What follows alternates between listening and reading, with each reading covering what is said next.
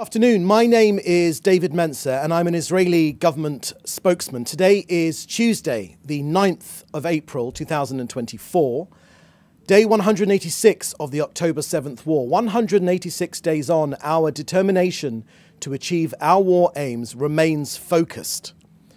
To bring home our hostages, 133 of them, mums, dads, kids. To destroy Hamas. We are destroying Hamas. The IDF has taken out 19, almost 20 Hamas battalions, destroyed 13,000 terrorists targeted and killed, with a similar number injured, taken off the battlefield, apprehended. That's at least 26,000 terrorists off the battlefield. But this victory requires the final 4 terrorists battalions in Rafah. We know that they're there, and the Prime Minister has made clear that a date has been identified. And with all this, Gaza will never again be a threat to us. I want to deal with how this conflict is being spoken about head on. I want to set the record straight on a number of important issues. To those that parrot the genocide libel, it really is a red line. They embrace the Hamas talking points and ignore the leading military experts in urban warfare who could not be clearer. Israel has set the new gold standard for urban warfare. Of course, every civilian casualty is a tragedy, but these experts have made clear we have set the new gold standard for urban warfare. And if you wouldn't take Al-Qaeda or ISIS figures on face value, then why on earth would you take Hamas's? And to those that parrot the destruction and Gazans returning to a destroyed Khan Yunis, it's not due to how Israel fights this war, it's due to how Hamas fights this war. Human shields and using the landscape within and under the city to hide and attack, and of course, the starvation libel parroted so liberally. Yesterday alone, enough food went into Gaza to feed every single person there. The UN fails to distribute it, and Hamas steals it. Just yesterday, these are the facts, just yesterday, 419 aid trucks went in, the highest number of aid trucks to enter Gaza in any one day since the start of the war. That's 741 humanitarian trucks in the last 2 days alone. Again, these are facts. Of those, a mere 267 trucks were distributed by the United Nations. We are getting the aid in, but the UN is unfortunately failing Gazans with chaotic distribution. Look, 97 trucks could fit comfortably on a playing field in a football stadium. That's 7 football stadiums full of aid in 2 days alone, all delivered safely into Gaza. This is unprecedented. Hamas creates an image of a humanitarian crisis. Where there is hunger in Gaza, it is hunger orchestrated by Hamas. These are the images they create. These are the images they want you to see. I can guarantee 3 things. Firstly, no one in Hamas is hungry when we've apprehended them. There's been no sign of hunger whatsoever. Number 2, Hamas steals the aid. Just watch the Reuters live stream of aid going in and you'll see Hamas gunmen sitting on top of those trucks. And number 3, Hamas wants to maximize the suffering of ordinary Gazans. Why? To stop the war and to save their own skins.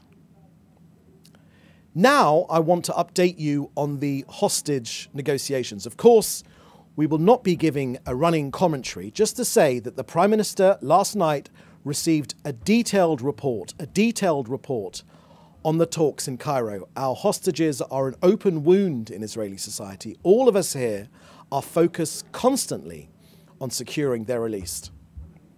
And finally, in Gaza, the senior Hamas rocket specialist, Khatem al-Ameri, we located him, he was identified, he's fired his last rocket at Israel.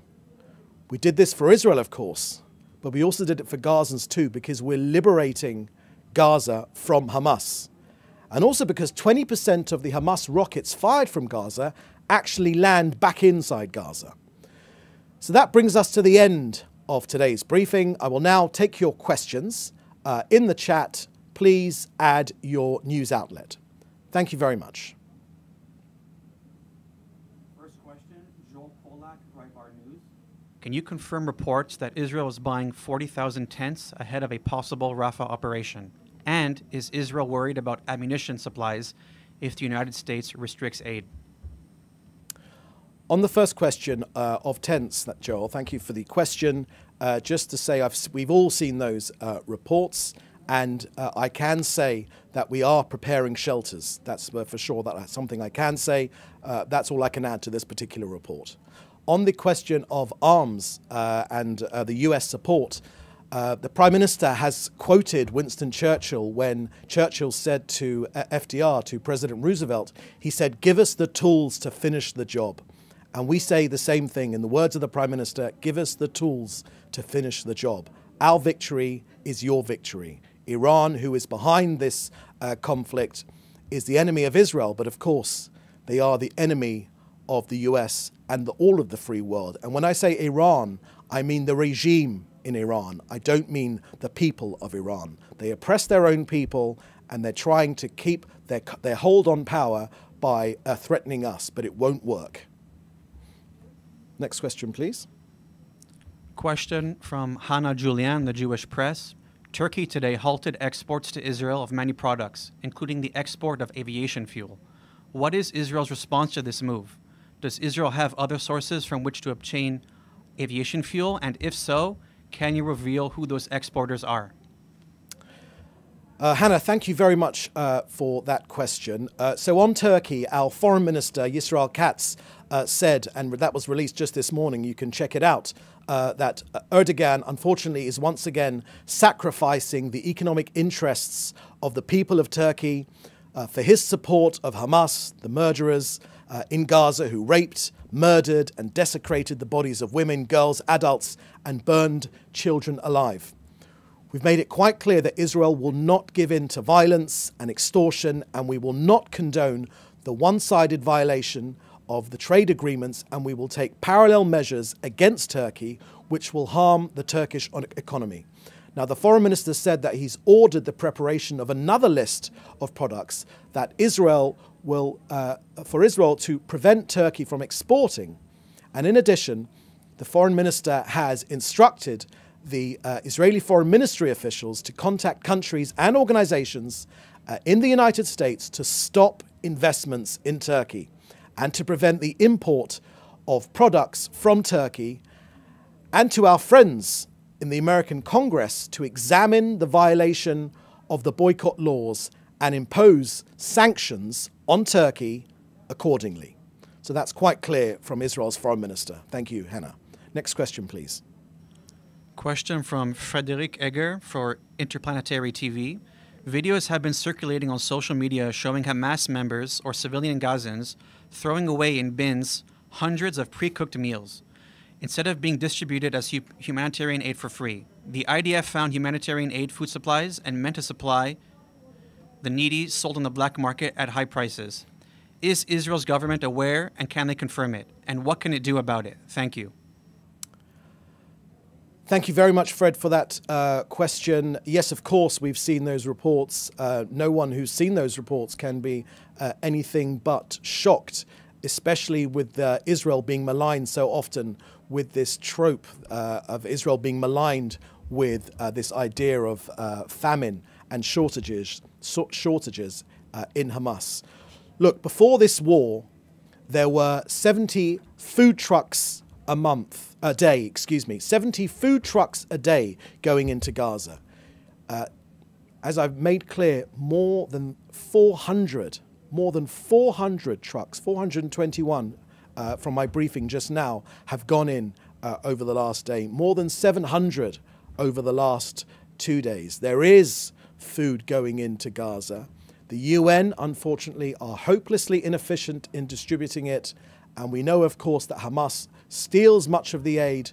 We've seen videos and reports of bustling markets in Gaza, both north and south. You know, where there is hunger in Gaza, it is hunger orchestrated by Hamas. This is just another tool of warfare, oppressing their own people to try and put international pressure on Israel. But the game's up, Hamas. Much of the world are starting to see through this ruse, and the pictures can't lie any longer. We are getting food into Gaza. We're getting as much as we possibly can, and you can be sure of this, that the aim of this war is not only to stop Hamas oppressing the people of Israel, but it's also to free Gaza from Hamas. Next question, please. Question from David Clement from the News Forum. The UN Security Council has put Palestinian statehood to the committee. Does the PM have a comment about the prospect of UN recognizing Palestinian statehood? So, David, thank you very much for that pertinent question. Look, if there is any sense in this world that a reward for the October 7th massacre, when this country was brutally broken into by the army of Hamas, which raped and pillaged and desecrated my people, if the reward for that outrageous action is a Palestinian state, it will be an encouragement to every single terrorist organization in the entire world to copy and paste. Outrageous terrorist actions will lead to their demands being accepted.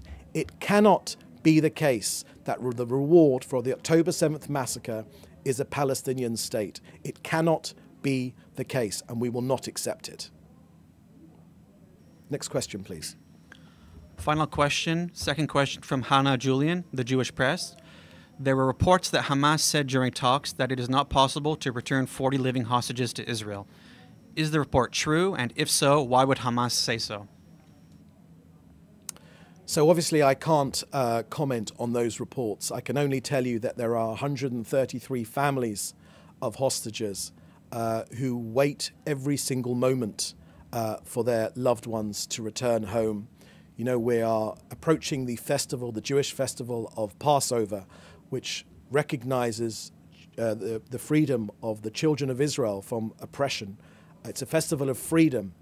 This would be the perfect time to get those people home. For 6 months, they have languished in the Hamas terror dungeons. An absolute travesty of justice, an absolute terrible, terrible war crime. They must come home, and they must come home now. And you can be sure that this government is razor focused on getting these people home as soon as we possibly can. Thank you. So our following, we've got one more question, I think. Jim Williams, Zenger International News Service, Washington, D.C. Yesterday, Jake Sullivan told the press that there would be no Palestinian state without an agreement with Israel. Is that how the Prime Minister understands it?